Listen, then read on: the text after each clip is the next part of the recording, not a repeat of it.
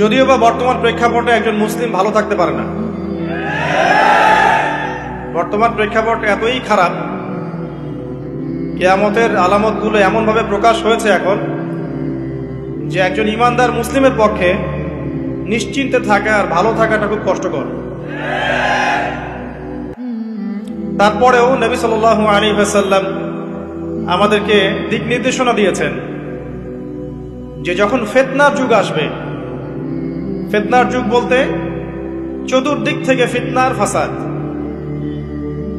ফিতনা ফাসাদ কেমন? মানে আল্লাহ রাব্বুল আলামিন কোরআনে একটা বিষয় বলছেন, সমাজ তার উল্টা চলছে, এগুলো ফিতনা।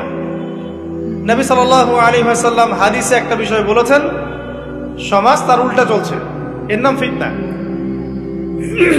পরিবারে ফিতনা, ধর্মের মধ্যে ফিতনা, সমাজে ফিতনা, অর্থনীতিতে ফিতনা, এখন সংস্কৃতির মধ্যেও ফিতনা। তো এই ফিতনাময় পরিবেশে নবী সাল্লাল্লাহু আলাইহি ওয়াসাল্লাম বলেছেন যে কেউ যদি ঈমান এবং আমলের উপরে, মানে নবী সাল্লাল্লাহু আলাইহি ওয়াসাল্লামের আদর্শের উপরে সবর করতে পারে, টিকে থাকতে পারে, তার জন্য 50 জন শহীদ সাহাবীর নেকি হবে ইনশাআল্লাহ। ফিতনাময় পরিবেশে যদি সবর করা যায়, হকের উপর অটল থাকার চেষ্টা করা যায়, ইনশাআল্লাহ আপনি 50 জন শহীদ সাহাবীর নেকি পাবেন ইনশাআল্লাহ। তো প্রত্যেকটা ক্ষেত্রেই আপনি ফিতনা পাবেন। পরিবারের দিকে তাকাবেন, দেখবেন পরিবারের বন্ধনগুলো আগের মতো নাই, প্রচুর ডিভোর্স হচ্ছে, স্বামী স্ত্রীর বিচ্ছেদ প্রচুর বেড়ে গেছে।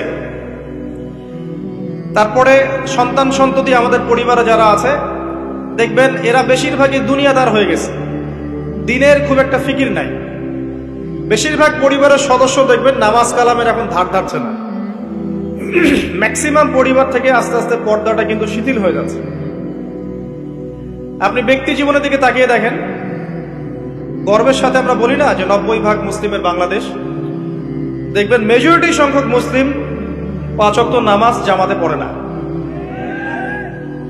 বেশিরভাগ মুসলিম দেখবেন আল কোরআন বিশুদ্ধ করে তেলাওয়াতও করতে পারে না।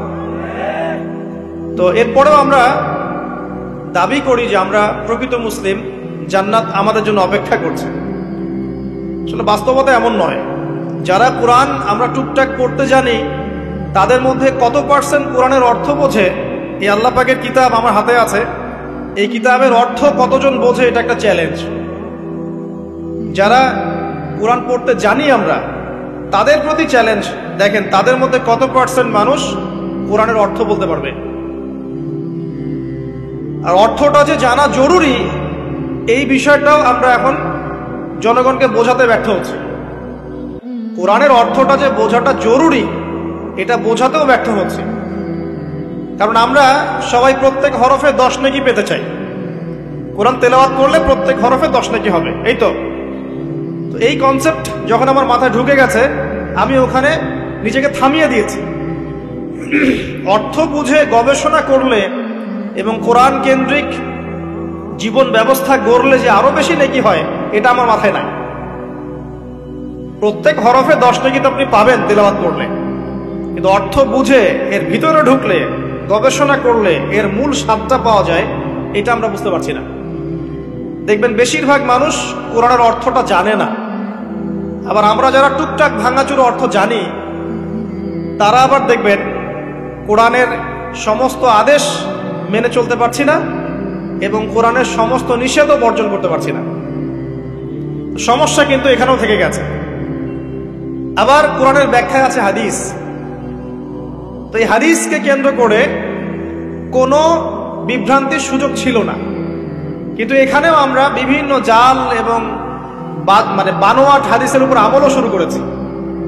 হাদিসের নামে এমন অনেক কিছুই চলছে সমাজে, যেগুলোর সাথে হাদিসের কোনো সম্পর্ক নাই। আমি বলতে চাচ্ছি যে হাদিসের নামে আবার সমাজে এমন অনেক আমল চালু আছে, যেগুলোর সাথে আবার হাদিসের কোনো সম্পর্ক নাই। তো দেখুন, ধর্মের মধ্যেও সমস্যা থেকে গেছে। আবার আমরা সবাই মুসলিম, আমাদের সবার ইউনাইটেড থাকার কথা। মুসলিম একটা জাতি, তাদের আল্লাহ একজন, রাসূল একজন, কিবলা এক, তাদের সবার মধ্যে একটা ইউনিটির কথা ছিল। কিন্তু আমরা ধর্মতাত্ত্বিক ভাবে এবং পলিটিক্যালি আমরা বিভিন্ন দলে বিভক্ত, এবং আপোষের মধ্যে মিল মহব্বত কম। বাইরে হয়তো আমরা বলি যে আমি একজন ধর্মতাত্ত্বিক দলের সদস্য, সে আরেকটা ধর্মতাত্ত্বিক সংগঠনের সদস্য, সে আরেকটা মানহাজ ফলো করে, সে আরেক জামায়াতের, সে আরেক তরিকার ইত্যাদি। আমরা সবাই এক, যদি আমরা বাইরে কথাটা বলি, কিন্তু অন্তর থেকে কিন্তু আমাদের এই বিষয়টা আসছে না। যদি আসতো তাহলে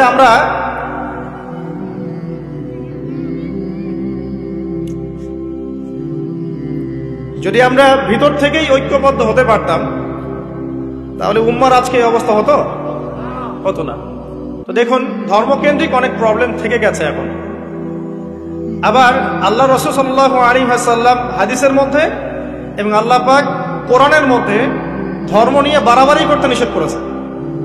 ধর্ম নিয়ে বাড়াবাড়ি করো না, তোমরা নিজেদের ধর্ম পালন করো। তা আমরা নিজের ধর্ম যতটা না পালন করি, অন্যের ধর্মের দিকে আঙ্গুলটা তার চেয়ে বেশি তুলি। আমরা আগে নিজের রিলিজিয়নটাকে ঠিক মতো পালন করি, দেখবেন সমাজ ঠিকই পরিবর্তন হয়ে গেছে ইনশাআল্লাহ।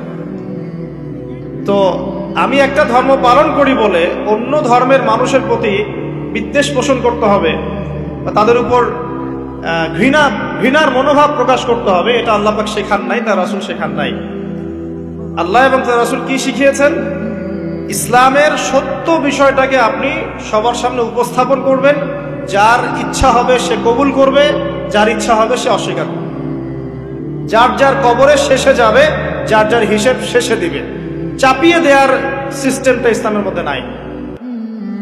এখন আসেন, পরিবারের আপনাকে ফেতনা কিছু বললাম, অর্থনীতির জীবনে যাবেন, ব্যবসা বাণিজ্যের মধ্যে যান, দেখেন বেশিরভাগ কালোবাজারি করছে, সিন্ডিকেট করছে, মজুদদার মাপে কম দিচ্ছে, জনগণকে ঠকাচ্ছে, করছে না? এগুলো পলিটিক্যাল ফিতনা, এগুলো ইকোনমিক্যাল ফিতনা। তারপরে আপনি আরো দেখবেন ইকোনমিক সেক্টরে রিবা ভর্তি, সুদ। রিবা মানে কি? সুদ, রিবা দিয়ে ভর্তি। ঘুষ ছাড়া কাজ হচ্ছে না, ঠিক আছে? অন্যের সম্পদ আত্মসাৎ না করলে আমাদের পেটের ভাত হজম হচ্ছে না।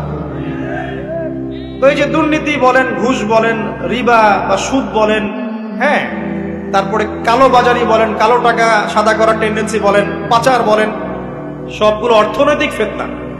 এগুলো হচ্ছে কি? অর্থনৈতিক ফিতনা। আর বিশ্বের ফিতনা তো পরে, ওটা তো বলার অপেক্ষা রাখে না। মানে বিশ্বের সবচেয়ে বড় ফিতনা ছিল দ্বিতীয় বিশ্বযুদ্ধ।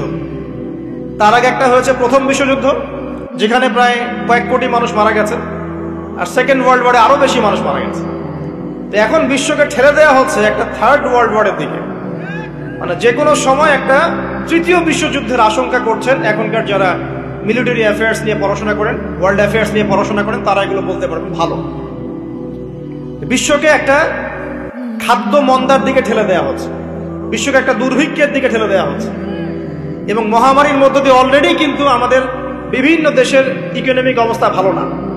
তার উপরে খাদ্য সংকট, তার উপরে যে বৈশ্বিক যুদ্ধগুলো, আমদানি রপ্তানি বন্ধ হয়ে যাচ্ছে, তেল গ্যাসের দাম বেড়ে যাচ্ছে, জনগণ হাহাকার করছে। এই পলিটিক্যাল গ্লোবাল অ্যাফেয়ার্স এর ফিতনা এগুলা। তা আপনাকে এই জন্যই প্রথমে আমি একটা কথা বললাম যে ফিতনাময় একটা পরিবেশে একজন মুমিন যার অন্তর্দৃষ্টি আছে, যে কোরআন এবং সুন্নাহ দিয়ে এই বিশ্বের এই রহস্যগুলো উদ্ঘাটন করতে পারে, সে ভালো থাকতে পারে না। তার মনটা সবসময় কিন্তু মানে ব্যাকুল থাকবে যে কিভাবে এইসব সমস্যা থেকে নিজে উত্তরণের পথ খুঁজতে পারি, আর আমার পরিবারকে বাঁচাতে পারি, আর আমার জনগণকে বাঁচাতে পারি। আর যদি আপনি আত্মকেন্দ্রিক হন, স্বার্থপর হন, তাহলে নিজের চটকায় তেল দিবেন, নিজে ভালো থাকলেই বাপের নাম। তো দেখুন, এই জামানার কথাই নবীজি বলছেন সাল্লাল্লাহু আলাইহি ওয়াসাল্লাম, তোমাদের সামনে এমন একটা যুগ আসছে, নবীজি বলছেন জামানা সাবরিন, কঠিন জামানা, যে জামানায় ঈমান নিয়ে চলাটা হবে হাতের মধ্যে আগুন নিয়ে চলার মতো। নবীজি বলছেন ওই সময়ে, সাহাবী জিজ্ঞাসা করছেন, ইয়া রাসূলুল্লাহ, আমি ওই সময়ে কি করব?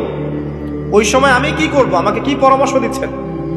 নবী সাল্লাল্লাহু আলাইহি ওয়াসাল্লাম বলছেন, হে আমর ইবনে আস, তুমি ওই সময় বাড়িতে অবস্থান করো, বাসায় থাকো, বিনা প্রয়োজনে বাড়ির বাইরে এসো না। ওই সময় তুমি নিজের পাপের জন্য আল্লাহর কাছে ক্রন্দন করতে থাকো, বিনা প্রয়োজনে বাড়ির থেকে বের হয়েও না। আর মানুষের সাথে এত বেশি মেলামেশা করো না, নিজে তোমার আমল তোমার গুনাহ নিয়ে ব্যস্ত থাকো, তোমার পাপের জন্য আল্লাহর কাছে কান্নাকাটি করো, ইনশাল্লাহ তুমি নাজাত পেয়ে যাও।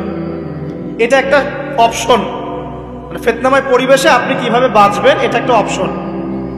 আরেকটা হাদিসে গিয়ে নবী সাল্লাল্লাহু আলাইহি ওয়াসাল্লাম বলছেন যে যখন এমন ফিতনাময় পরিবেশ আসবে তখন যদি তোমরা এই আমর বিল মারুফ নাহি আনিল মুনকার, সৎ কাজের আদেশ অসৎ কাজের নিষেধ, আমার সুন্নতের উপর অটল থাকতে পারো, তাহলে তোমরা 50 জন শহীদের নেকি পাবে।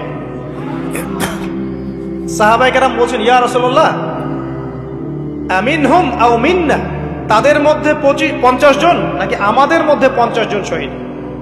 নবী করিম সাল্লাল্লাহু আলাইহি ওয়াসাল্লাম বলছেন, বাল মিনকুম, বরং তোমাদের মধ্যে 50 জন। এটা অপশন নাম্বার 2। এক কি বললাম, আপনি নিজেকে নিয়ে ব্যস্ত থাকেন, বাসায় থাকেন, বিনা প্রয়োজনে বাড়ি থেকে বের হবেন না, মানুষের সাথে কম মেলামেশা করেন এবং নিজের পাপের জন্য আল্লাহর কাছে কান্নাকাটি করেন, নিজের আমল নামা নিয়ে ব্যস্ত থাকেন, ইনশাআল্লাহ নাজাত পাবেন। 2 নাম্বার, যদি আপনার কাছে আরো বেশি যোগ্যতা থাকে এবং আপনি আরো বেশি সাহসী হন এবং আপনি উম্মার দেশের জনগণের কল্যাণ কামনা করেন, তাহলে অন্যদেরকেও এই ফিতনাময় পরিবেশে টিকে থাকার ফর্মুলা বলে দেন।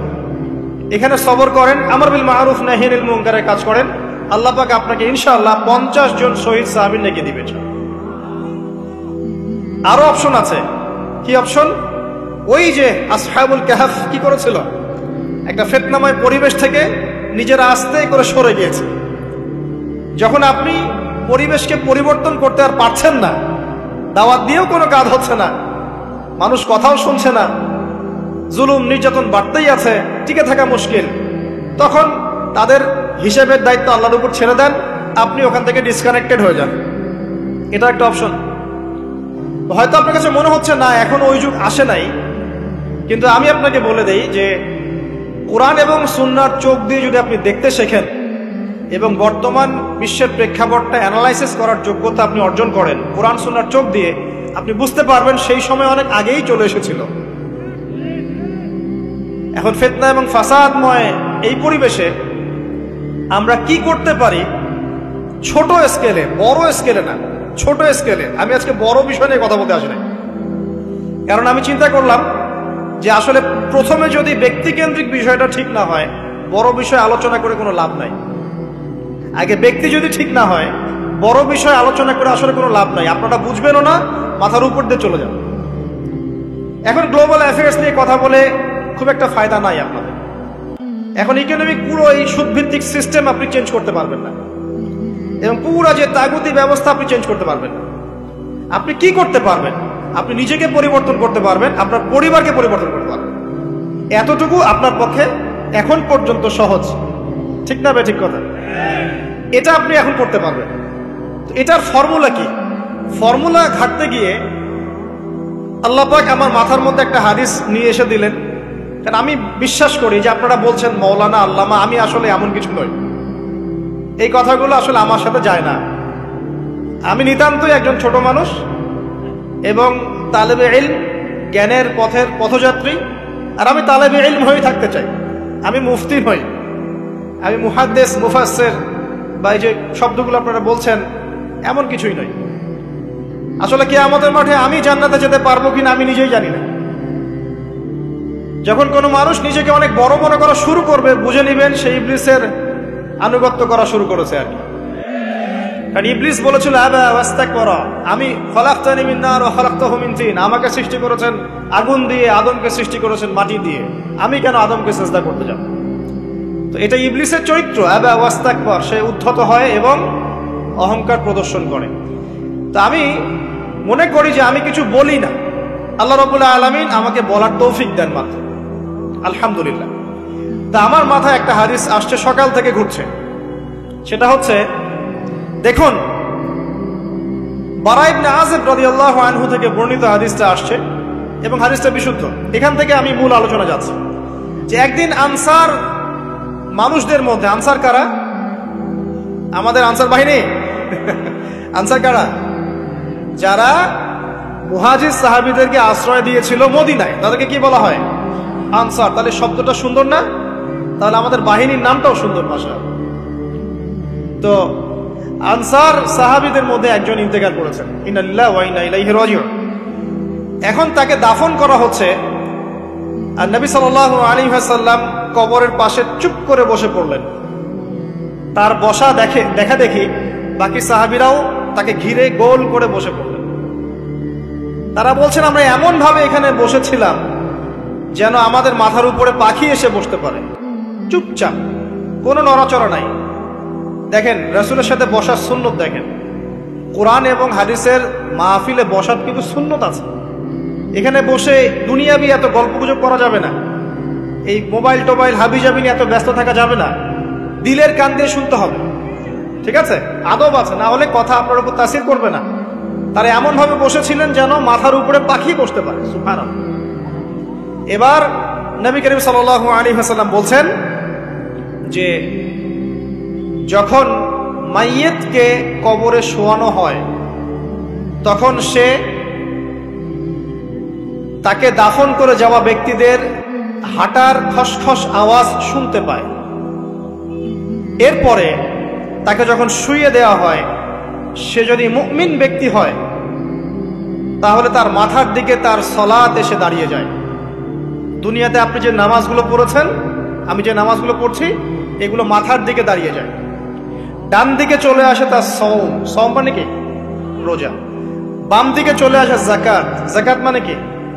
যাকাতের সাথে তো আমরা পরিচিত নই। আমরা ওই যে রাস্তাঘাটে যে দান খয়রাতগুলো উঠানো হয়, এগুলোর সাথে খুব পরিচিত, তাই না? কত টাকা, কত পয়সা, কি কি গান করে আর টাকা কালেকশন করে না? অনেক সময় দেখা যায় রাস্তায় যাচ্ছি আমরা গাড়ি নিয়ে, পারলে গাড়ির সামনে এসে হুমড়ি খেয়ে পড়বে টাকা নেওয়ার। এইভাবে টাকা কালেকশন করতে কে শিখিয়েছে ইসলামে? আর আমরা অনেক সময় ছোট ছোট বাচ্চাদেরকে দিয়ে, মাদ্রাসার ছোট ছোট বাচ্চাদেরকে দিয়ে টাকা কালেকশন করাই। এটা ঠিক না। কেন ঠিক না জানেন? ছোটবেলা থেকেই ওর ব্যক্তিত্ব নষ্ট হচ্ছে। এই হাতটা উত্তম না এই হাতটা উত্তম? উপরের হাত উত্তম, নিচের হাত উত্তম? তো ছোটবেলা থেকে সে নিচের হাতে অভ্যস্ত হচ্ছে। দেখেন, এত টাকা পয়সা কালেকশন করে আমাকে আর একটা স্বতন্ত্র মসজিদ করতেই হবে জরুরি? খুবই জরুরি ছিল। মানুষের কাছে হাত চেয়ে, হাত পেতে রাস্তাঘাটে এরকম করে গাড়ি থামিয়ে, তারপরে কি বলবো, সুর করে গান গেয়ে এত টাকা পয়সা কালেকশন করতেই হবে? মসজিদটা আমাকে টাইলস ফিটিং করতেই হবে?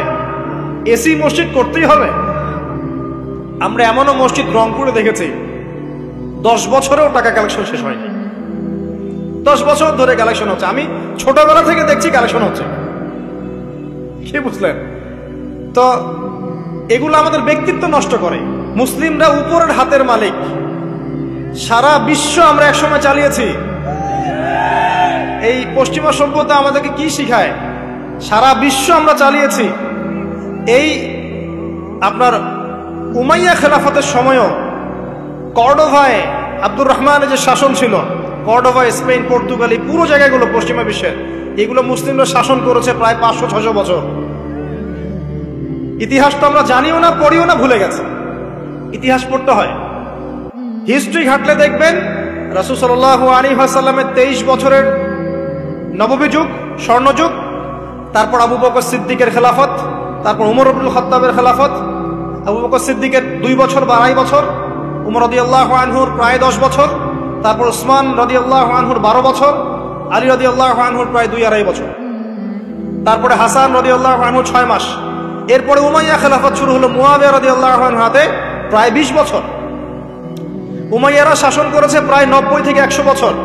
তারপর জাব নদীর যুদ্ধে উমাইয়া আব্বাসী ওরা একে অপরের সাথে যুদ্ধ করেছে। পরে উমাইয়ারা পরাজিত হয়ে আব্বাসীয়রা ক্ষমতায় গিয়েছে। ক্ষমতায় গিয়ে তারা প্রায় শাসন করেছে প্রায় 550 বছর। এদিকে উমাইয়াদের মধ্যে যারা পরাজিত হয়েছে ওরা চলে গিয়ে কর্ডোভা, আন্দালুসিয়া, ওই দিকে খেলাফত কায়েম করেছে। তারপরে আবার এদিকে ফাতেমি খেলাফত ছিল, উসমানীয় খেলাফত ছিল, তারপরে মিশরে তুলুনি একটা রাজবংশ ছিল, আমাদের সাবকন্টিনেন্টে মোগলরা ছিল, সারা বিশ্বে আমরাই ছিলাম। ইতিহাস তো ভুলে গেছে। তা আমরা সবসময় উপরের হাত ছিলাম, উপরের হাত আমরা দিতাম, মানুষ নিত। আর এখন কি হয়েছে? আমরা এখানে আমরা চাই, মানুষ দেয়। আর ওরা কি আর এমনি দেয়? ওরা চড়া সুদ দিবে, দিবে না? ওয়ার্ল্ড ব্যাংকে যান লোন নিতে, চড়া সুদ। আর এই সুদ শোধ করতে গিয়ে বিভিন্ন দেশ শ্রীলঙ্কা হয়ে যাচ্ছে। সুদ তো শোধ করতে হবে, এমনি এমনি তো আপনাকে আর এগুলো দিবে না। এই সুদটা শোধ করতে গিয়ে আমাদের জিনিসপত্রের দাম বেড়ে যাবে, তারপরে দেখবেন জনগণের উপর কর বেড়ে যাবে, অনেক প্রবলেম। আর এই প্রবলেমগুলো ফেস করতে হবে কি কারণে? রিবা বা সুদের কারণে। তো এই যে বলছি, দেখেন ছোটবেলা থেকেই যে আমরা নিচের হাতে অভ্যস্ত হচ্ছি, এটা ত্যাগ করতে হবে। ব্যক্তিত্বের পরিচয় দেন। এত টাকা পয়সা চেয়ে প্রতিষ্ঠান করার দরকার নেই। আমার জমি আছে 1 বিঘা, আমি প্রতিষ্ঠান করবো ইনশাআল্লাহ। আপনার 2 বিঘা আপনি করেন, যার সামর্থ্য আছে সে করবে, সামর্থ্য নেই করার দরকার নেই। আর একটা মসজিদ যদি কবুল হয়, একটা মসজিদ একটা জেলার জন্য যথেষ্ট। একটা মসজিদ নববী থেকে নবী সাল্লাল্লাহু আলাইহি ওয়াসাল্লাম সারা দুনিয়া শাসন করেছে। আর আমাদের তো কোটি কোটি মসজিদ, কোটি কোটি মসজিদ বাংলাদেশে। এই যুগের কথাও নবীজি বলেছেন, যে যুগে মসজিদগুলো চাকচিক্যময় হবে, মসজিদগুলো কি হবে? চাকচিক্যময় হবে, হেদায়েত উঠে যাবে এবং মসজিদের মধ্যে শোরগোল হট্টগোল বেড়ে যাবে। দেখেন না মসজিদে হট্টগোল বেড়ে গেছে না? এটা সেই যুগ।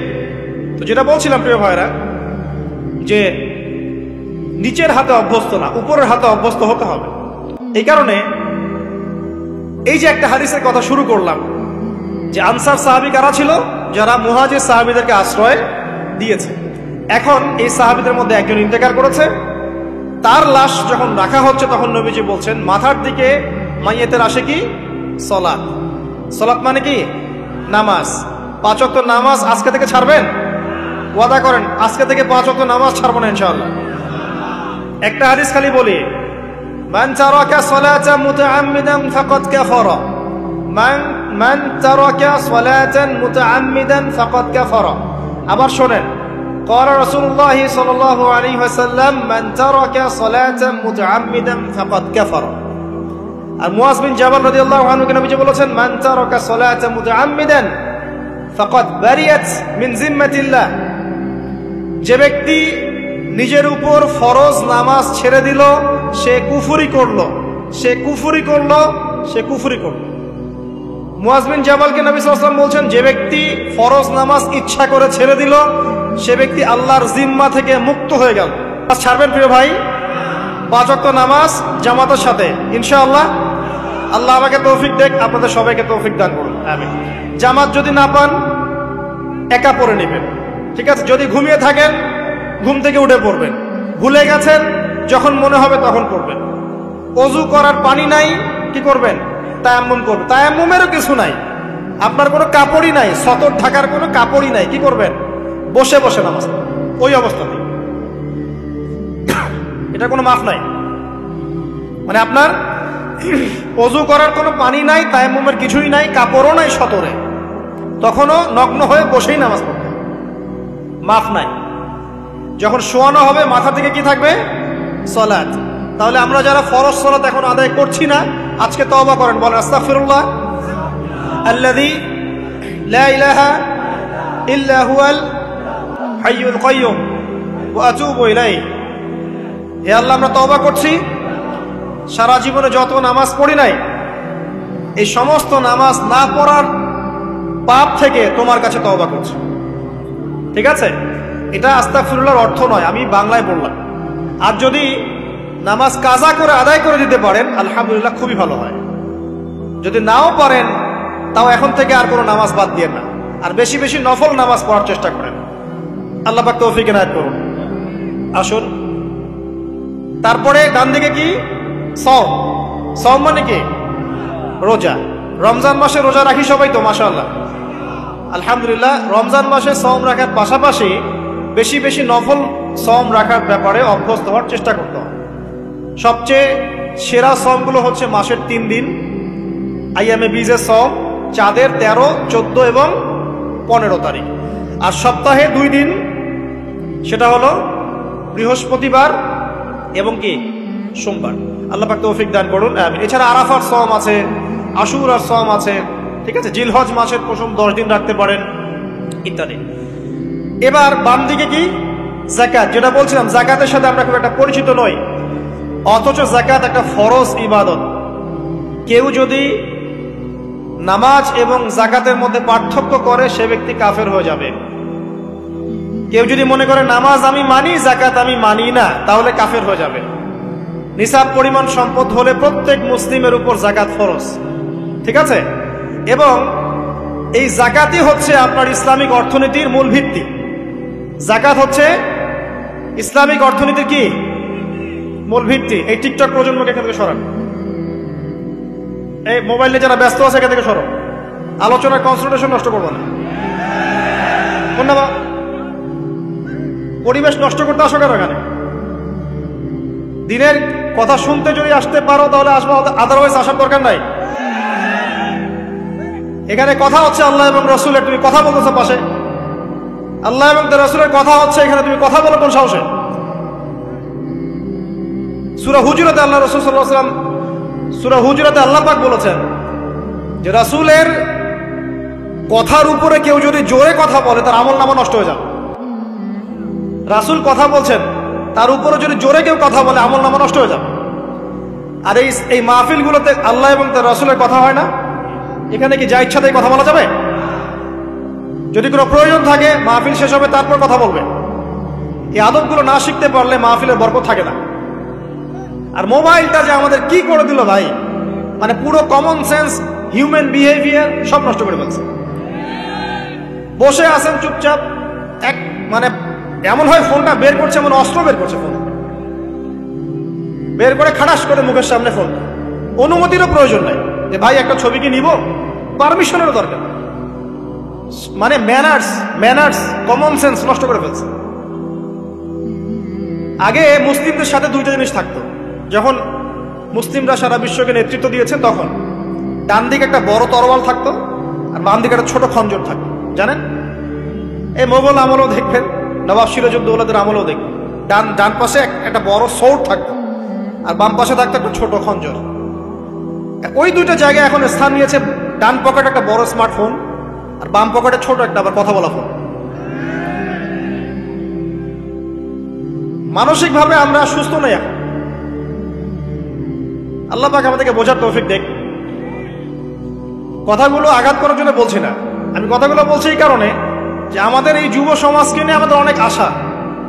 যুবকরা ইসলাম শিখবে, এলেম শিখবে, আমল করবে, ইনশাআল্লাহ আগামী দিনে এই জাতিকে নেতৃত্ব দিবে। তো এই সময় থেকে যদি ওদেরকে ট্রেন্ড আপ করা না যায়, তাদের ম্যানার্স, বিহেভিয়ার, হিউম্যান বিহেভিয়ারগুলো ডেভেলপ করা না যায়, তাহলে আগামী দিনে কি এরা জাতিকে নেতৃত্ব দিতে পারবে?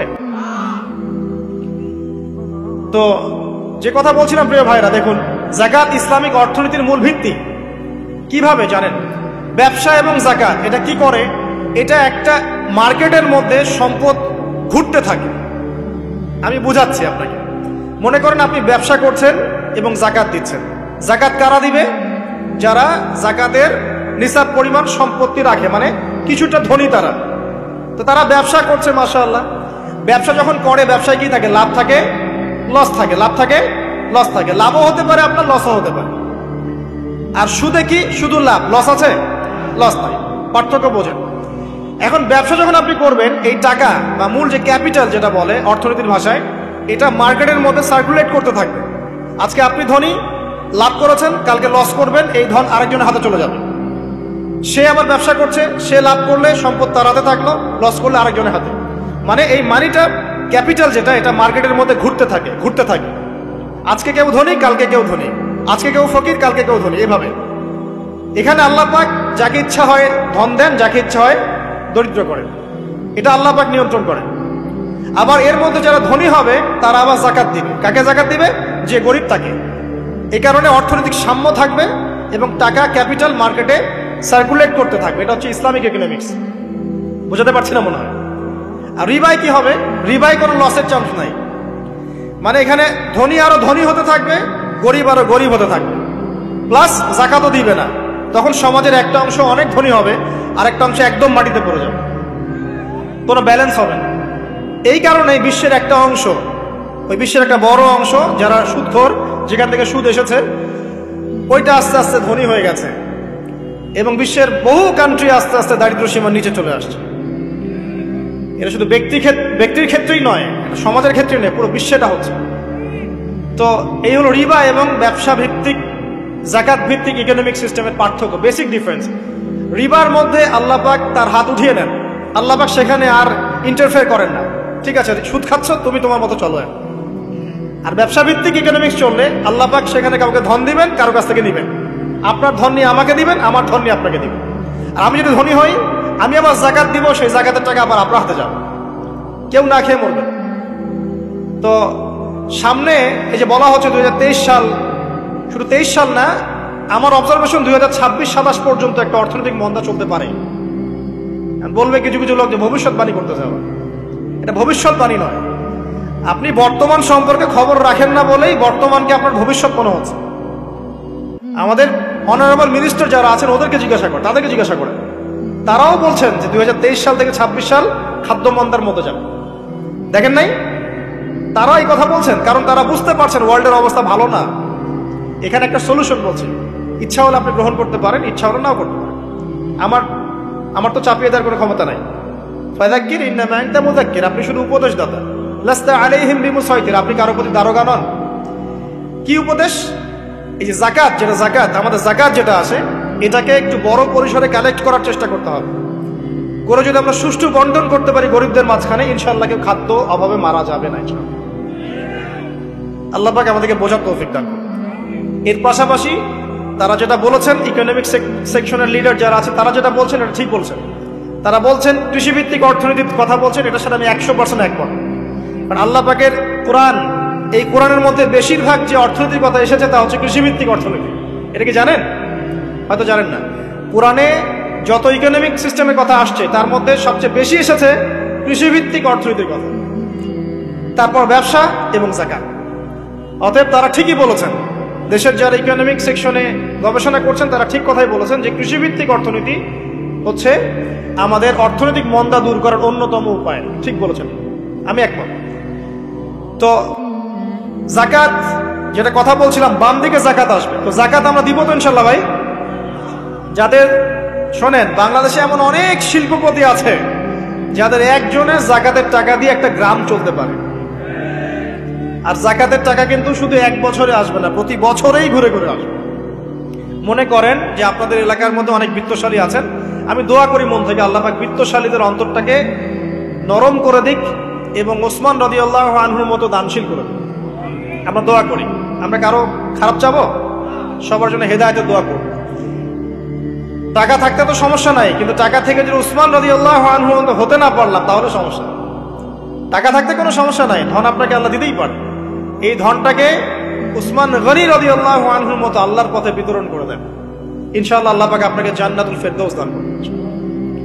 তো অনুরোধ থাকবে, দেখেন আপনারা যদি একটা এলাকার জাকাত কালেক্ট করতে পারেন, মনে করেন কথার কথা এখানে কিছু মেয়ে আছে যারা খারাপ পথে পা বাড়িয়েছে, আমার কথা বুঝতে পারছেন? আচ্ছা, এরকম পল্লী অনেক জায়গা আছে না? এক বছরের জাকাতের টাকা দিয়ে সমস্ত যৌনপল্লীর মেয়েদেরকে কাজ দেয়া সম্ভব, কর্মে আনা সম্ভব। ওদেরকে কাজের ব্যবস্থা করে দেন, ওরা কখনোই এই সেক্স ওয়ার্কারের কাজ করবে না ইনশাআল্লাহ। কোনো মেয়ে এই কাজ করতে চায় না, আমার মতে কোনো মেয়ে চায় না যে ইজ্জত বিক্রি করে খাবো। কোনো মেয়ে চাবে? কখনো চাবে না। ওকে আপনি ভালো কাজের ব্যবস্থা করে দেন এই জাকাতের টাকা দিয়ে, দেখবেন ইনশাআল্লাহ সে ওই খারাপ পথ ছেড়ে দিয়েছে।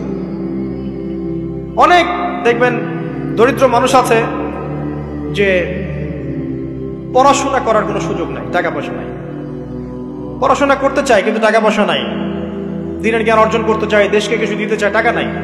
তাকে আমরা হেল্প করতে পারি না? পারি। অনেক মানুষ আছে মাদক দ্রব্য বিক্রি করছে, তাকে বুঝান, দিনের হেদায়েত দেন যে ভাই আমি তোমাকে আরো ভালো চাকরি দিব, ভালো ব্যবসা দিব, তুমি ছাড়বা কিনা? বলবো আমি ছেড়ে দেবো ইনশাআল্লাহ। বুঝালে ছেড়ে দেবে ইনশাআল্লাহ। এই যে মেগা প্রজেক্ট যেটা কথা বলি আমরা, আত্ম উন্নয়নমূলক বলেন, যুব উন্নয়নমূলক বলেন, বা কান্ট্রি ডেভেলপমেন্টের কথা বলেন, এখানে জাকাত একটা বড় শক্তি হতে পারে। তবে এটাকে সুষ্ঠুভাবে কালেক্ট করতে হবে এবং জাকাতের যে 8টা খাত আছে এই খাতগুলোতে সুষ্ঠুভাবে বন্টন করতে হবে। অমুসলিমদেরকেও জাকাত দেওয়া যায়, জানেন? অমুসলিম যদি কেউ থাকে, দরিদ্র, তাকেও জাকাত দিয়ে সহযোগিতা করা যায়। আমরা সহযোগিতা করি না বলেই তো ওই যে পশ্চিম থেকে লোকজন এসে সহযোগিতা করে খ্রিস্টান বানাচ্ছে এখন সবাইকে। আরো বাড়বে দিন দিন, দেখেন আমরা তো সহযোগিতা করছি না। আপনার পাশে আপনার প্রতিবেশী না খেয়ে মারা যাচ্ছে, আপনি যাচ্ছেন না, এখন তো অন্য কেউ এসে যদি সাপোর্ট করে ও তো তার দলেই ভিড়বে, তখন স্বাভাবিক। এটাই হচ্ছে এখন। আল্লাহ বোঝার তৌফিক দান করুক আমাদের। বাম দিকে মাইয়াদের থাকবে কি ভাই? যাকাত। তারপরে পায়ের দিকে চলে আসবে তার আত্মীয়তার সম্পর্ক রক্ষার ইবাদত, তার এই যে অন্যান্য দান সদকা, তার নফল আমল, তার তাসবিহ তাহলিল, তার কোরআন তেলাওয়াত ইত্যাদি পায়ের দিকে চলে আসবে। এখানে একটা হাদিস এসেছে, সূরাতুল মুলক যে ব্যক্তি রাতের বেলা তেলাওয়াত করবে, কোন সূরা ভাই? তাবারাকাল্লাযী বিয়াদিহিল মুলক ওয়া হুয়া আলা কুল্লি শাইইন কাদির। এই সূরা যে ব্যক্তি রাতের বেলা করে তেলাওয়াত করবে, ইনশাআল্লাহ সূরা মুলকও কবরে তার সাথে থাকবে এবং কবর আযাব থেকে সূরা মুলক তাকে বাঁচাবে ইনশাআল্লাহ। আমি বুঝাচ্ছি যে কি অবস্থাটা হবে। এবার দুজন ফেরেশতা মাথার দিক থেকে আসবেন, আসতে চাইবেন, সালাত বলবে এখান দিয়ে আসা যাবে না, এদিক দিয়ে আসা যাবে না।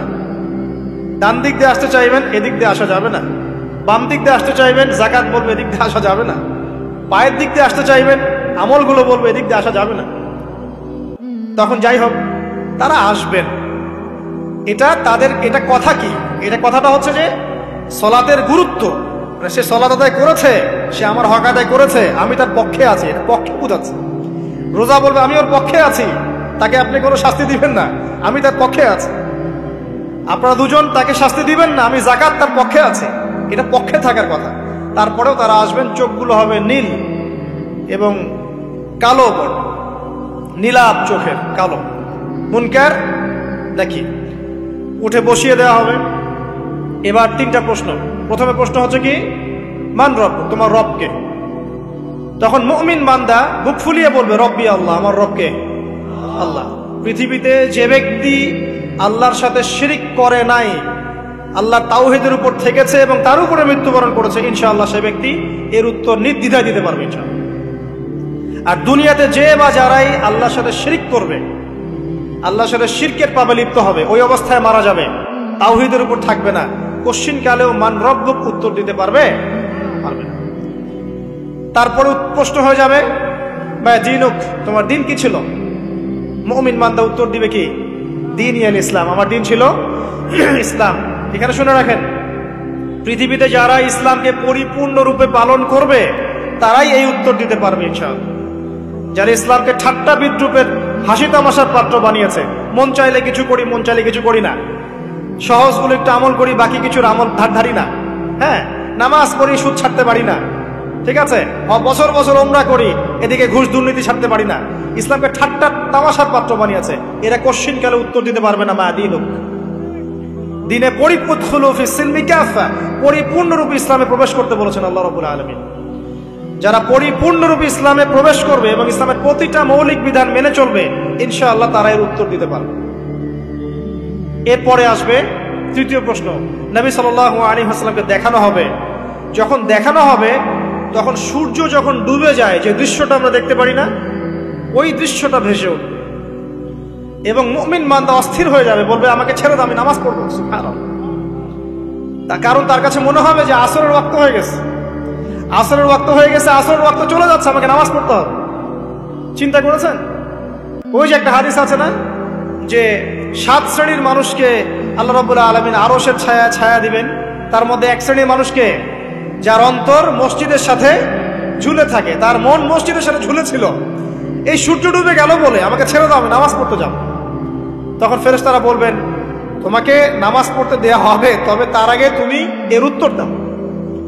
কি উত্তর? এই ব্যক্তির দিকে তাকাও। তখন নবী সাল্লাল্লাহু আলাইহি ওয়াসাল্লামকে দেখানো হবে, সাল্লাল্লাহু আলাইহি ওয়াসাল্লাম দরুদ পড়বেন। বলা হবে যে এই ব্যক্তির সম্পর্কে তোমার কি ধারণা?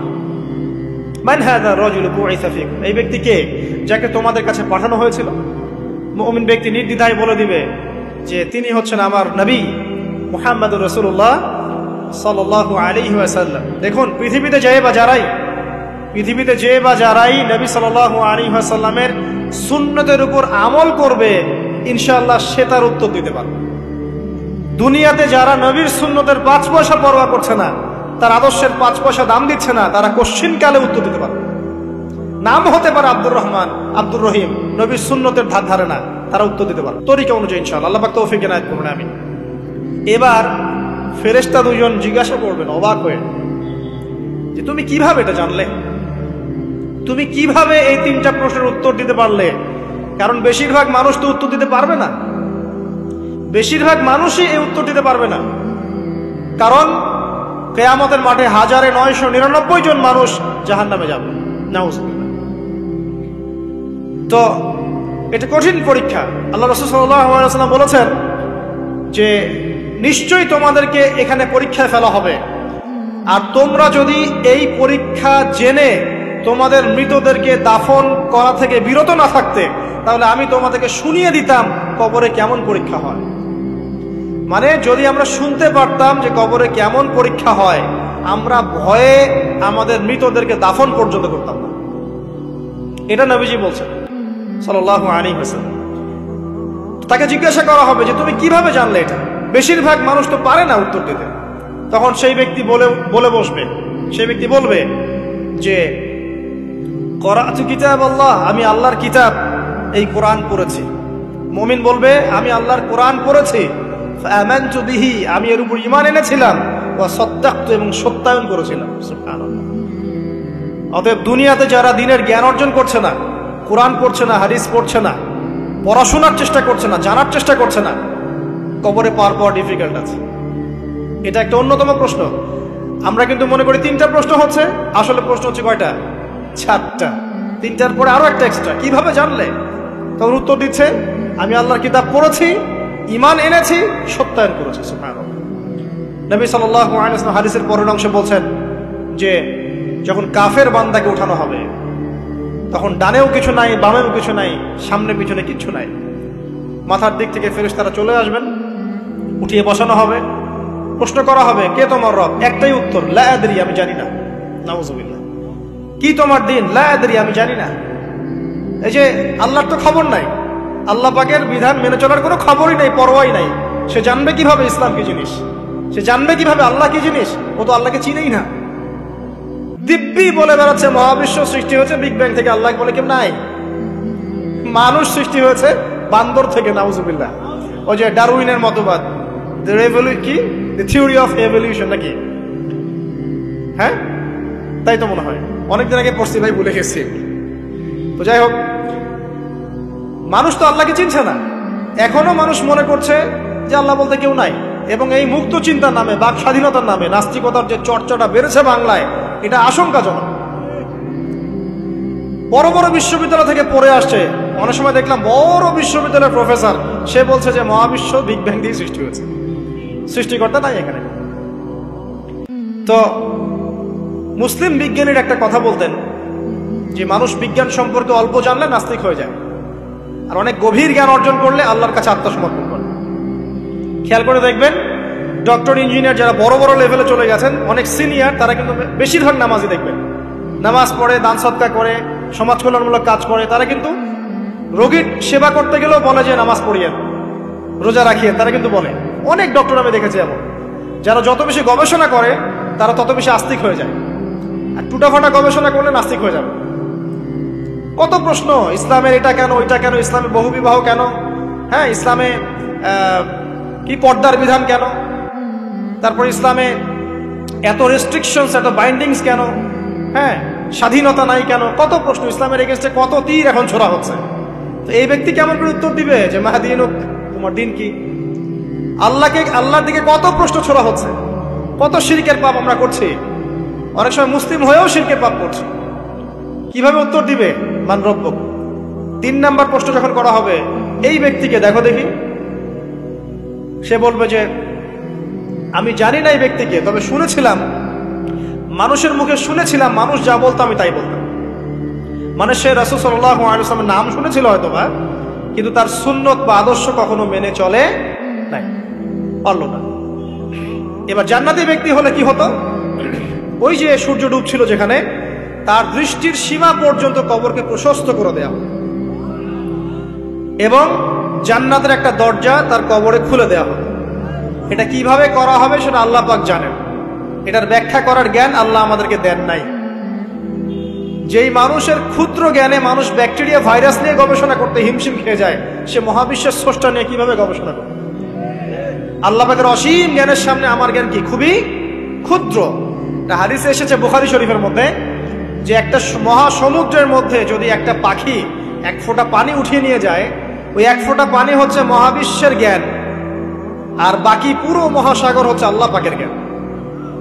তো আমরা এই ক্ষুদ্র জ্ঞানের মানুষ হয়ে আল্লাহর জ্ঞানকে কেমন করে পেনিট্রেট করতে পারি?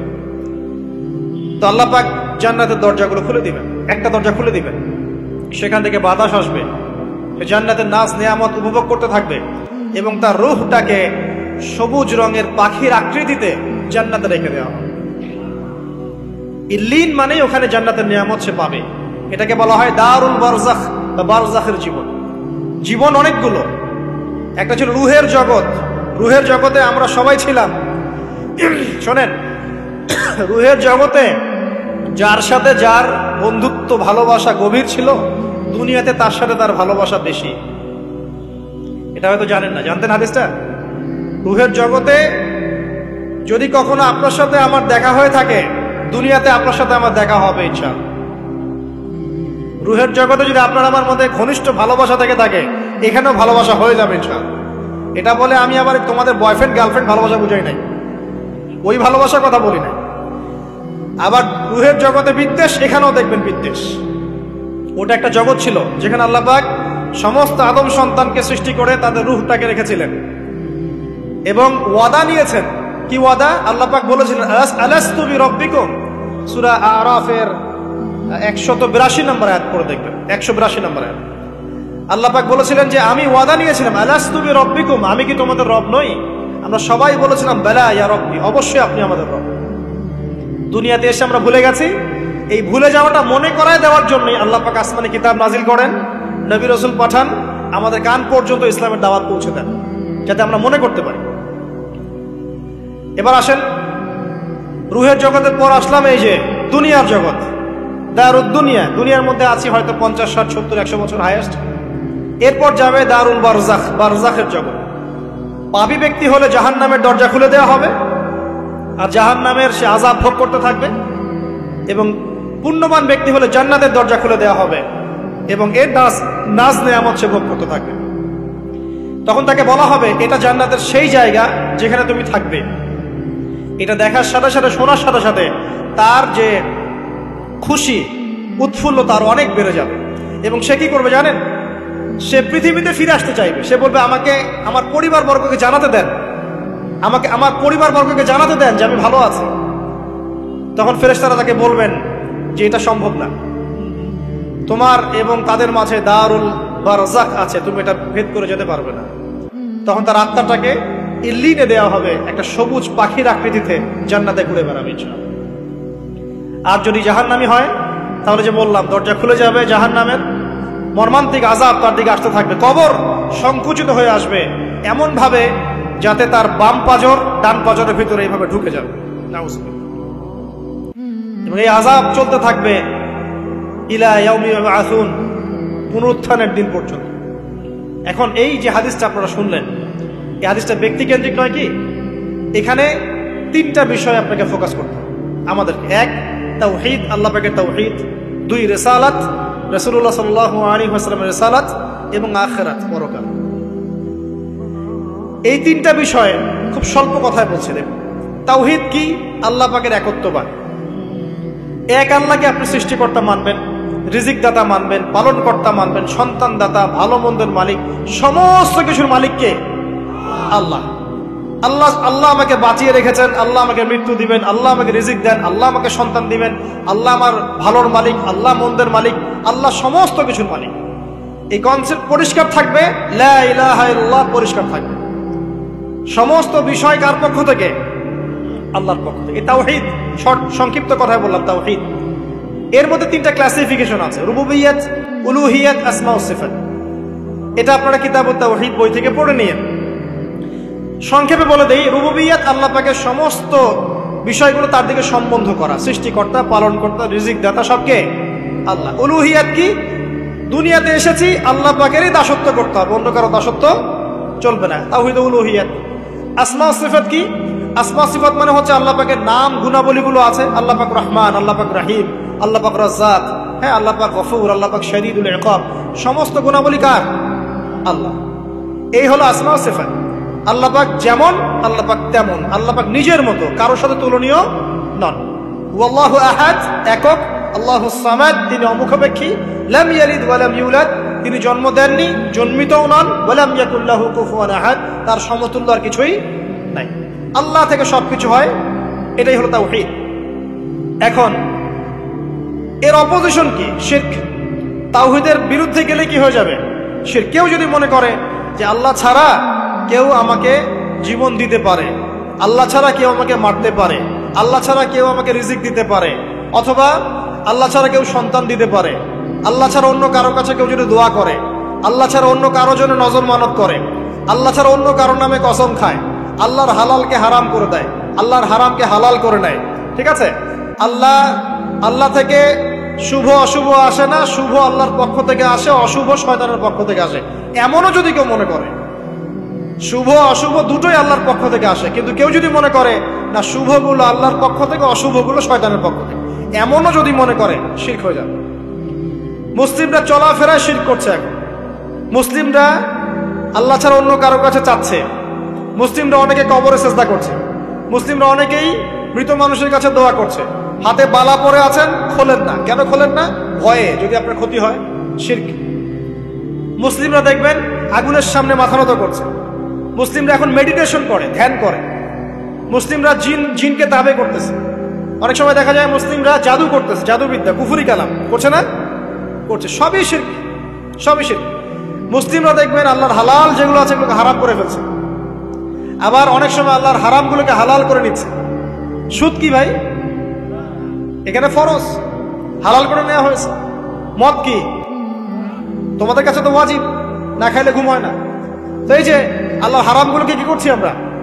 হালাল করে ফেলছি, এটাও শিরক, কুফরি একটা। তো এক কথায় তাওহীদের উপর যারা থাকবে, মান রব্বুক উত্তর দিতে পারবে ইনশাআল্লাহ।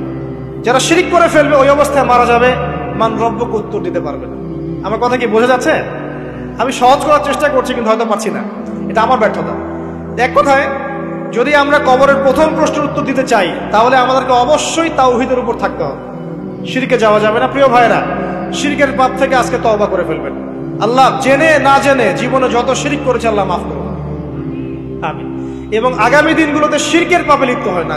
প্রিয় ভাইরা, যদি আপনার আমল নামায় আসমান জমিন সমানও পাপ থাকে, শিরকের পাপটুকু না থাকে, আল্লাহ পাক আপনার পুরো পাপ মাফ করতে পারবেন ইনশাআল্লাহ। আল্লাহ পাক বলেছেন, মেরাজের রাতে নবী সাল্লাল্লাহু আলাইহি ওয়াসাল্লামকে আরশে আজিমের কাছে উঠিয়ে নিয়ে আল্লাহ পাক 3টা ওহী করেছেন। কয়টা ওহী? একটা ছিল 5 ওয়াক্ত নামাজ, ঠিক আছে? 2 নাম্বার হচ্ছে সূরা বাকারার শেষের 3টা আয়াত। 3 নাম্বার একটা ওয়াদা, একটা প্রতিশ্রুতি। সেটা কি? হে মুহাম্মদ সাল্লাল্লাহু আলাইহি ওয়াসাল্লাম, তোমার উম্মতের মধ্যে কেউ যদি আসমান জমিন সমান পাপ নিয়ে আমার সামনে হাজির হয়, কিন্তু আমার সাথে কাউকে শরীক না করে, শিরক না করে, তাহলে আমি আল্লাহ তার সামনে আসমান জমিন সমান ক্ষমা নিয়ে হাজির হব, মানে মাফ করে দেওয়া হবে ইনশাআল্লাহ। অতএব শিরকের পাপে যায় না, ইনশাআল্লাহ জান্নাতে যাওয়া যাবে।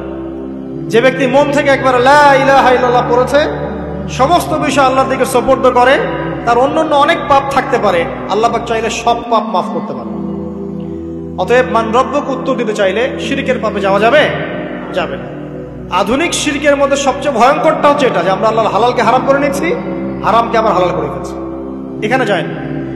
সবকিছু আল্লাহ থেকে আসে, দোয়া আল্লাহর জন্য করবেন, নামাজ আল্লাহর জন্য, সবকিছু ইবাদত আল্লাহর জন্য, দ্বীনি ইলম অর্জন আল্লাহর জন্য। প্রতিটা কাজের করার আগে নিয়াত ফিক্স করবেন, কেন করব?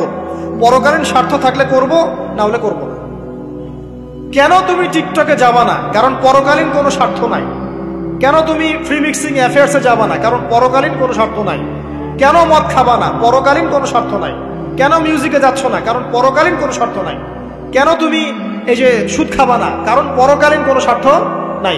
যে কাজে পরকালীন কোনো স্বার্থ নাই, সে কাজে কোনো মুমিন মুসলিম নাই। কেন নামাজ পড়বো? কারণ পরকালীন স্বার্থ আছে। কেন রোজা রাখবো? পরকালীন স্বার্থ আছে। কেন আমি হালাল বিয়ে করব, হারাম জেনায় যাব না? পরকালের স্বার্থ আছে। কেন আমি যাকাত দিব, ব্যবসা করব, সুদ খাবো না? কারণ পরকালের স্বার্থ আছে। কেন ইসলামের দাওয়াত দিব? পরকালের স্বার্থ আছে। কেন হাদিস প্রচার করব? কারণ পরকালের স্বার্থ আছে। ইসলামের জন্য সবর করব কেন? পরকালের স্বার্থ আছে। পরকালের স্বার্থ যেখানে, মুসলিম সেখানে। পরকালীন স্বার্থ নাই, আমরা নাই। প্রত্যেকটা কাজ করার আগে নিয়তটা ফিক্স করতে হবে। পরকালে কোনো স্বার্থ আছে? যদি বলে হ্যাঁ আছে, তাহলে করবো। স্বার্থ নাই, আমি নাই। কোন ফুজুল কি বাত বা ফাহেসা কোনো কাজ, এসব কাজে আমরা নাই, বিকজ এগুলোতে কোনো পরকালীন স্বার্থ নাই। ব্যাস, আমাদের জীবনের প্রতিটা মোমেন্ট, প্রতিটা সেকেন্ড আল্লাহর দেয়া দান। আমি নিজের ইচ্ছার মতো এটাকে অপব্যয় করতে পারি না। হ্যাঁ, আপনি মিউজিক শুনতে চান, আপনি সং পছন্দ করেন, আপনি নাশিদ শোনেন, ইসলামিক নাশিদ শোনেন, ওখানে আপনার ইমান একটু দীপ্ত হবে, পরকালীন স্বার্থ আছে। আপনি নিজের যৌন চাহিদাকে দমন করতে পারছেন না, হালালভাবে বিয়ে করে নেন। বিয়ে করার পর আপনি যত ইচ্ছা স্ত্রীকে মহব্বত করেন, প্রত্যেকটা মহব্বতে নেকি পাবেন। এমনকি স্ত্রীর দিকে নেক নজরে তাকাবেন, তাতেও নাকি। তার মুখে খাবার তুলে দেবেন, তাতেও নাকি। তার হাত ধরে হাঁটবেন, তাতেও নাকি। তাকে নিয়ে রাতে চাঁদ দেখবেন, তাতেও নাকি। আপনি আপনার নিয়তটাকে চেঞ্জ করেন, কাজের ডাইরেকশন চেঞ্জ করেন। পরকালের স্বার্থ থাকলে করবো, না হলে করবো না। আপনি পছন্দ করেন ঘুরে বেড়াতে, আল্লাহর দিনের দায়ী হয়ে ঘুরে বেড়ান না, সমস্যা কি? আল্লাহর জমিন ঘুরে দেখেন, এসব অবান্তর কাজে লিপ্ত না থাকে আল্লাহ পাকের নিদর্শনগুলো ঘুরে দেখেন, আপনার ইমান বাড়বে ইনশাআল্লাহ। আপনার সংস্কৃতি ভালো লাগে, ইসলামিক সংস্কৃতি মেনে চলেন। আপনি কবিতা লিখতে ভালোবাসেন, ইসলামিক কোনো কবিতা লেখেন। আপনি উপন্যাস পড়তে ভালোবাসেন, ইসলামিক কোনো উপন্যাস পড়েন। আমি বলছি না এগুলোর বাইরে কোনো পড়াশোনা করা যাবে না, এমনটা আমি কিন্তু বলছি। আমি বলছি আপনি আপনার পুরো কাজটাকে আগে ফিক্স করবেন, পরকালের কোনো স্বার্থ আছে কি নাই। যদি হ্যাঁ দেখা যায় হ্যাঁ পরকালের স্বার্থ ঠিক আছে, অবশ্যই করেন, কোনো সমস্যা নেই। আল্লাহ পাক বোঝার তৌফিক দান করুন। তো দেখুন প্রিয় ভাইরা, শিরকের পাপে যাওয়া যাবে না। এই শিরকের পাপ না থাকলে আমল নামায় ইনশাআল্লাহ আমরা জান্নাতে যাব এবং কবরের উত্তর দিতে পারবো ইনশাআল্লাহ। মান রব্বুক, উত্তর পাস ইনশাআল্লাহ। তারপরে কি? মাদিন। এক কথায় ইসলামের অনেক বিধিবিধান আছে, নামাজ, কালিমা, সওম, যাকাত, হজ সব আছে। আমর বিল মারুফ, নাহি আনিল মুনকার, পিতামাতার খেদমত, প্রতিবেশীর অধিকার, স্ত্রীর অধিকার, তারপরে সন্তানদের অধিকার, যাকাত, সবকিছু আছে। এখন যদি ইসলামের কিছু অংশকে মেনে নেন, কিছু অংশকে না মানেন, এটা কিন্তু কুফরি। ইসলামের কিছু অংশকে মানছেন, কিছু অংশকে মানছেন না, এটা কিন্তু কুফরি। ইসলামের পরিপূর্ণ বিধানটাকে যদি মেনে চলেন ইনশাআল্লাহ আযজা ওয়া জাল আপনি মাদিন উত্তর দিতে পারবেন। আপনি আমল করতে পারেন না পারেন, মনে করেন আপনি আমল করতে পারছেন না, কিন্তু আপনি আকীদা পোষণ করছেন যে হ্যাঁ ইসলামে যা আছে আমি সবকিছু মেনে চলি, কিন্তু হয়তো আমল করতে গিয়ে আমি পারছি না। আমি হয়তো নামাজ 5 ওয়াক্ত পড়তে হয়, আমি জানি, আমি মানি, কিন্তু আমার মাঝে মাঝে মিস হচ্ছে, মাঝে মাঝে আমি জামাত মিস করে ফেলছি। আপনি মানেন যে সওম রাখতে হয়, মাঝে মাঝে আপনার সওম মিস হয়ে যাচ্ছে, কিন্তু আপনি বিশ্বাস করেন যে হ্যাঁ আপনি সওম রাখতে হয়, আপনার আকীদা ঠিক আছে। আপনি যাকাত দেন নাই এতদিন, কিন্তু আকীদা রাখেন হ্যাঁ দিতে হয়, আমি সুযোগ পেলে দিয়ে দিব। এই যে কনসেপ্টটা ক্লিয়ার রাখা যায় না, ইসলামের বিধানগুলো প্রতিটা আমি মানি মন থেকে, হয়তো আমল করতে গিয়ে আমি পেরে উঠতেছি না বা হয়ে উঠছে না। ইনশাআল্লাহ একদিন না একদিন আল্লাহ পাক আপনাকে তৌফিক দেবে ইনশাআল্লাহ, আল্লাহ পাক তৌফিক দান করুক। কিন্তু কনসেপ্ট যদি ক্লিয়ার না থাকে যে আমি কিছু অংশ মানি, কিছু অংশ মানি না, এটা ইসলাম হলো না। উদখুলু ফিস সিলমি কাফা, পরিপূর্ণরূপে ইসলামে প্রবেশ করেন। দিনী বোন অনেকে আছে পর্দা হয়তো করতে পারছে না, কিন্তু মনে করে, বিশ্বাস করে যে পর্দা করতে হয়, এটা ফরজ। ইনশাআল্লাহ আল্লাহ চাইলে ওকে একদিন তৌফিক দিবে ইনশাআল্লাহ। হয়তো এখন মুখ খোলা আছে, হয়তো বা আগে গেঞ্জি টি শার্ট পরে ঘুরতো, এখন সেলোয়ার কামিজ পরছে, ঢিলে ঢালা জামা পরছে, এখনো বোরখা পরছে না। ওকে তুচ্ছ তাচ্ছিল্য করার দরকার নাই আমাদের। ওকে আরো বুঝান, আরো নরম হন, আরো বুঝিয়ে সুঝিয়ে ইসলামের দিকে আনার চেষ্টা করেন। এত দূর এসেছে, ওই পর্যন্ত যাবে ইনশাআল্লাহ। কারণ ও বিশ্বাস করে হ্যাঁ পর্দা করতে হয়, আমি মানি পর্দা করতে হয়, কিন্তু আমি এখন করতে পারছি না, ইনশাআল্লাহ করবো, আল্লাহ পাক চাইলে তৌফিক দিবেন ইনশাআল্লাহ। তো এই যে বিষয়টা, যে ইসলামকে মনে আগে ধারণ করা, যে না আমি মানি ইসলামের প্রত্যেকটা বিধান ঠিক আছে। চুরি করলে চোরের হাত কাটতে হয়, ইসলাম বলেছে। ডাকাতি করলে শাস্তি আছে। জেনা যদি কেউ করে 100 বেত্রাঘাত, মদ খাইলে 40টা বেত্রাঘাত, ব্যভিচার যদি করে কেউ, এই পরকীয়া করে বিবাহিত ব্যক্তি, রজম। এগুলো কেসাস, একজন একজনকে হত্যা করলে তাকেও কেসাস করতে হয়। এই বিধানগুলো আছে। এখন আপনি বলতে পারেন আমি এই ওয়ার্ল্ডের প্রেক্ষাপটে এটাকে বাস্তবায়ন করতে পারছি না, কিন্তু আমি বিশ্বাস করি ইসলামের বিধানগুলো আছে, এটা আল্লাহর বিধান। ইনশাআল্লাহ আপনি মাফ পেয়ে যাবেন, ইনশাআল্লাহ আল্লাহ চাইলে আপনি মাফও পেয়ে যাবেন। কিন্তু যদি মনে করেন না এই যুগের এগুলো চলেই না, আমি আল্লাহ পাকের এসব বিধান কিচ্ছু মানি না, আমি যে বিধান বুঝি এটাই চূড়ান্ত, তাহলে খবর আছে, তাহলে মাদিনুক উত্তর দিতে পারবেন। তো বুঝেন, বিষয়টা বোঝেন, আকীদাটা ক্লিয়ার করেন যে না আমি পারতেছি না এটা একটা বিষয়, কিন্তু আমি বিশ্বাস করি ইসলামের এগুলো অংশ। হয়তো আমি এখন পারছি না, ইনশাল্লাহ ভবিষ্যতে পারবো। আল্লাহ চাইলে আপনাকে তৌফিক দেবে ইনশাআল্লাহ। আমরা দোয়া করি আল্লাহ পাক আমাদেরকে পরিপূর্ণরূপে ইসলামে প্রবেশ করার তৌফিক দান। আর সর্বশেষ কি, এটা যদি করতে পারে মাদিনী উত্তর দিতে পারবে। মান নবীকে উত্তর কখন দিতে পারবে? যখন একজন ব্যক্তি সারা জীবন নবী সাল্লাল্লাহু আলাইহি ওয়াসাল্লামের সুন্নতের উপর আমল করতে পারে। এই যে ঘুম থেকে উঠলেন, ব্যাস ব্রাশটা নিয়ে দৌড়ে চলে গেলেন বাথরুমে, কি জন্য? ঘুম থেকে উঠলেন, আগে চোখটা একটু ঘষতে হবে, মুখে হাত দিতে হবে, তারপরে আপনি দোয়া পড়বেন। কি দোয়া পড়বেন? আলহামদুলিল্লাহিল্লাযী আহইয়ানা বা'দা মা আমাতানা ওয়া ইলাইহিন নুশুর। তারপরে আপনি যাবেন বাথরুমে। দোয়াটা না পড়ে কেন গেলেন? ঘুমাচ্ছেন, ঘুমানোর আগে আপনি অবশ্যই বলবেন। ঘুমানোর আগে একদম একটা গান শুনে, একটা গার্লফ্রেন্ডের সাথে 10টা মিনিট কথা বলে হ্যাঁ জান রাখি, ব্যাস, তারপরে ঘুমিয়ে গেলেন। ঘুমটা আপনার জন্য ইবাদত হলো না? হারামে লিপ্ত হতেন না? আল্লাহুম্মা বিইসমিকা আমুতু ওয়া আহইয়া পড়তেন, সূরা মুলক পড়তেন, সূরা কাফিরুন পড়তেন, সূরা ফালাক নাস ইখলাস পড়তেন, ঘুমিয়ে যেতেন। পুরো ঘুমটাই ইবাদত, পুরো ঘুমটাই নাকি ঘুমিয়ে আছেন নাকি পাচ্ছেন? আপনি ইচ্ছাকৃতভাবে আপনার আমলটা নষ্ট করলেন। ইস্তেঞ্জা করতে গেছেন, ইস্তেঞ্জা করতে গিয়ে গান শুরু করে দিল বাথরুমে। বাথরুম সিঙ্গার আছে না কিছু? বাথরুমে গান গাওয়ার জায়গা নাকি? তো ওখানে গান শুরু করবেন। বাথরুমে গান গাবেন কেন? আপনি ঢোকার সময় বলবেন কি বিসমিল্লাহ আল্লাহুম্মা ইন্নী আউযু বিকা মিনাল খুবসি ওয়াল খাবাইস। এরপর ইস্তেঞ্জা করবেন, তারপরে আপনি গুফরানাকা বলে বের হয়ে আসবেন। পুরো ইস্তেঞ্জার সময়টুকু নাকি? নামাজ পড়তে দাঁড়িয়েছেন, এখানে রিয়া কোনো লৌকিকতা থাকবে না, লোকজন আমাকে দেখছে আমি ভালো করে নামাজ পড়ি, এমন থাকবে না। নামাজে দাঁড়িয়েছেন আল্লাহর জন্য খালেস। এখন আল্লাহ আপনার মাঝখানে আর কেউ নাই, আল্লাহ আপনার মাঝখানে আর কেউ নাই। এমনকি যা ইচ্ছা তাই নামাজ পড়বেন। একদল বের হয়েছে, এখন দেখি 2 ওয়াক্ত নামাজ পড়ে। তাদের বক্তব্য হচ্ছে যে 5 ওয়াক্ত নামাজ নাকি কোরআনে নাই, আর ওরা খালি কোরআন মানে, হাদিস নাকি মানে না। কত যে ফেরকা এখন বের হয়েছে আল্লাহ ভালো জানে। 5 ওয়াক্ত নামাজ কোরআনে নাই বলে, সুবহানাল্লাহ। তো 2 ওয়াক্ত নামাজ পড়ে। এখন নামাজ কি মন গরম ভাবে পড়লেই হবে? ফজরের নামাজে দাঁড়িয়েছেন, ফজর নামাজ কয় রাকাত? 2 রাকাত। এখন আমি যদি বলি নামাজ তো ভালো কাজ, 2-এর জায়গায় 4 পড়লে কি সমস্যা ফজরে? যদি এমনটা বলি হবে? কেন হবে না? কারণ নবী সাল্লাল্লাহু আলাইহি ওয়াসাল্লাম 2 পড়েছেন, আমাকে 2 পড়তে হবে, সিম্পল। 4 পড়লে আপনার নামাজ বাতিল। ফজরের নামাজ 4 রাকাত পড়লে নামাজ কি বাতিল হবে না? মাগরিবের নামাজে দাঁড়িয়েছেন, 3 রাকাত নামাজ। এখন আপনি মনে চিন্তা করছেন না 3-এর জায়গায় আমি 4 পড়বো, 5 পড়বো। নামাজ তো ভালো জিনিস, বেশি করলে কি সমস্যা? সবকিছু বেশি করতে হয় না। রাসূলুল্লাহ সাল্লাল্লাহু আলাইহি ওয়াসাল্লাম যা দিয়েছেন তাই করতে হয়। এর নাম সুন্নত। বাইরে গেলে হবে কি? বেদাত। প্রত্যেকটা কাজ খেয়াল করতে হবে। তো প্রত্যেকটা আমল এভাবে। নামাজ, এই যে রোজা রাখবেন, রমজান মাসে রোজা রাখলে এটা ফরজ। আর আপনি চিন্তা করেন রোজা তো ভালো জিনিস, আমি রমজানও রাখবো, শাবান পুরো 2 মাসে রাখবো, হবে? দেখেন নফল বিষয়টা আলাদা, আমি ফরজের কথা বলছি।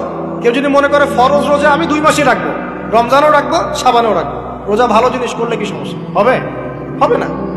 এভাবেই হজ করতে হয় ওইখানে আরাফার মাঠে। আপনি মনে করেন কুড়িগ্রামে হজের একটা জায়গা বানাইলাম আমরা, মনে করেন কথার কথা, এমনও কিন্তু জায়গা আছে মানুষ অন্য জায়গায় হজ করে। কিন্তু আপনি ভাবছেন এমনি এমনি বলছি, এমন অনেক ফেরকা আছে মুসলিমদের মধ্যে, মুসলিম নামধারী, এগুলো মুসলিম না, হজেরও জায়গা বানাইছে আলাদা, ওখানে হজ করে, ওখানে তাওয়াফ করে। এখন হজ যেখানে করতে হবে ওখানে না করে যদি এখানে করি হবে? হবে না। যাকাত দেওয়ার একটা লিমিট আছে, এইটুক দিতে হবে। আপনি এখন কম দিলেন, হবে? আবার দিলেন না আমি একদম বেশি দিয়ে ফাটায় ফেলা হয়ে গেল, সেখানে হবে? তো এই জিনিসগুলো খেয়াল রাখতে হবে যে আমাদের এক কথায় নবী সাল্লাল্লাহু আলাইহি ওয়াসাল্লামের সুন্নাহটা মেনে চল। আমলের ক্ষেত্রেও একইভাবে, আপনার অর্থনৈতিক জীবনেও নামাজ, রোজা, হজ, জাকাত আপনার পারফেক্ট। এবার আপনি এসেছেন অর্থনীতির ক্ষেত্রে, এসে মাশাআল্লাহ দাড়ি টুপি জুব্বা নিয়ে মাপে কম দিচ্ছেন, চলবে?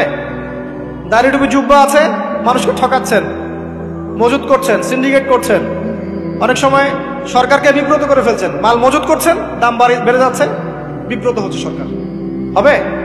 দাড়ি টুপি পাগড়ি জুব্বা পরে, ভিতরটা আগে। ইমান ভিতরে না থাকলে দাড়ি টুপিতে লাভ আছে? তাকওয়া ভিতরে না থাকলে আমার দাড়ি টুপিতে লাভ আছে?